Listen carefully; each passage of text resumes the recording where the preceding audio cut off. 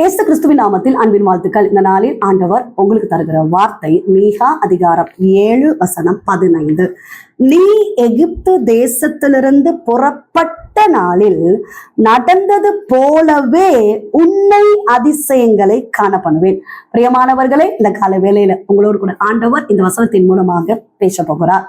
எகிப்து தேசத்திலிருந்து புறப்பட்ட நாளில் நடந்தது போல நான் உன் வாழ்க்கையில அதிசயங்களை காண பண்ணுவேன்னு கர்த்தர் சொல்லுகிறார்.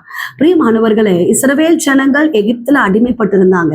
இஸ்ரவேல் ஜனங்களை கர்த்தர் தம்முடைய வல்லமையான கரம் ஓங்கிய புயத்தினால விடுவித்து ஆச்சரியமாக அவர்களை வழி நடத்தி கொண்டு வருகிறார். அணியாய் அவங்க புறப்பட்டு வருகிறாங்க. அதுல நடந்த ஒரு அற்புதம் என்னன்னா, செங்கடல் 2ஆக பிளக்கிறது. ஹல்லேலூயா. பாருங்க, ஃப்ரண்ட்ல அவங்க கடந்து போகணும்.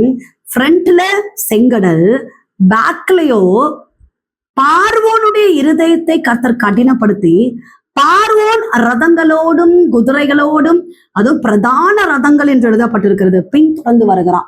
எங்க போனோம், எப்படி உயிர் தப்பி பிழைப்போம் அப்படின்னு இவங்க கர்த்தரை நோக்கி கதறி கொண்டிருக்கிற இந்த சூழ்நிலையில தான் கர்த்தருடைய பயங்கரமான அதிசயம் நடக்கிறது. செங்கடல் 2ஆக பிளக்கப்படுகிறது. உலர்ந்த தரை வழியாய் இஸ்ரவேல் ஜனங்கள் நடந்து போனார்களாம். பிரியமானவர்களே, பின்னாடி ஃபாலோ பண்ணி கொண்டு வந்திருந்த பார்வோனுடைய சேனைகள் நடுக்கடலிலே கவிழ்க்கப்பட்டு மாண்டு போனது. இஸ்ரவேல் ஜனங்கள் தப்புவிக்கப்படுகிறார்கள்.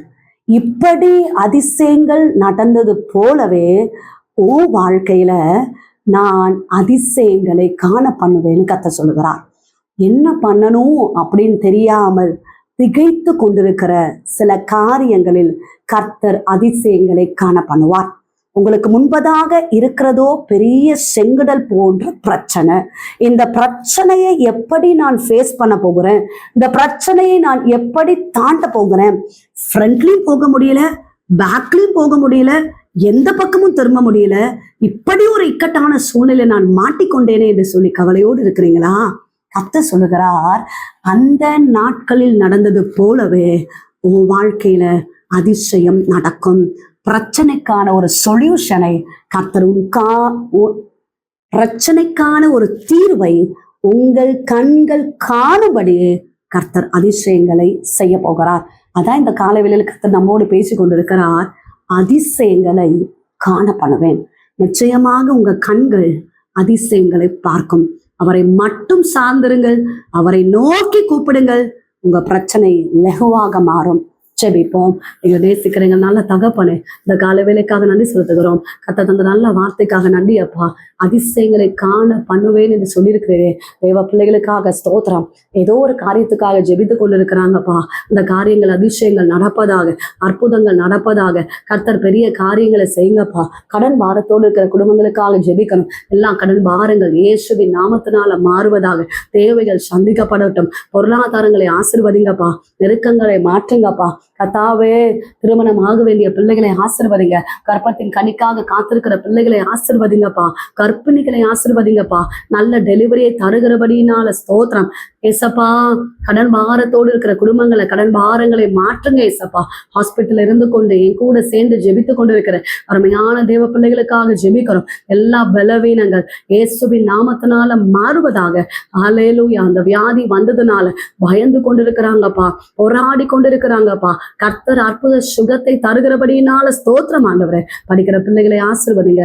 ஜாபுக்காக ட்ரை பண்ணிட்டு இருக்க பிள்ளைகளை ஆசீர்வதிங்க. குடும்பங்களை பிரிந்திருக்கிற கணவன் மனைவி ஏசப்பா பிள்ளைகள் ஆண்டவரே, சமாதான குலைச்சல்கள் இயேசுவின் நாமத்தினால மாறுவதாக. கர்த்தர் சமாதானத்தை தருவீராக. செய்கிற வேலைகள், வியாபாரங்கள், கையின் பிரயாசங்களை ஆசீர்வதிங்க. இயேசு கிறிஸ்துவின் நாமத்தில் ஜெபிக்கிறோம் எங்கள் ஜீவனுள்ள நல்ல தகப்பனே, ஆமென். பிரியமானவர்களே, கர்த்தர் உங்களோடு பேசியிருக்கிறார். நிச்சயமாய் உங்களை அதிசயங்களை காண பண்ணுவார். உங்களுக்காக, உங்களுடைய ஜெப விண்ணப்பங்களுக்காக நாங்கள் ஜெபிக்கிறோம். நீங்களும் எங்களுக்காக, எங்களுடைய ஊழியர்களுக்காக ஜெபித்துக் கொள்ளுங்கள். God bless you.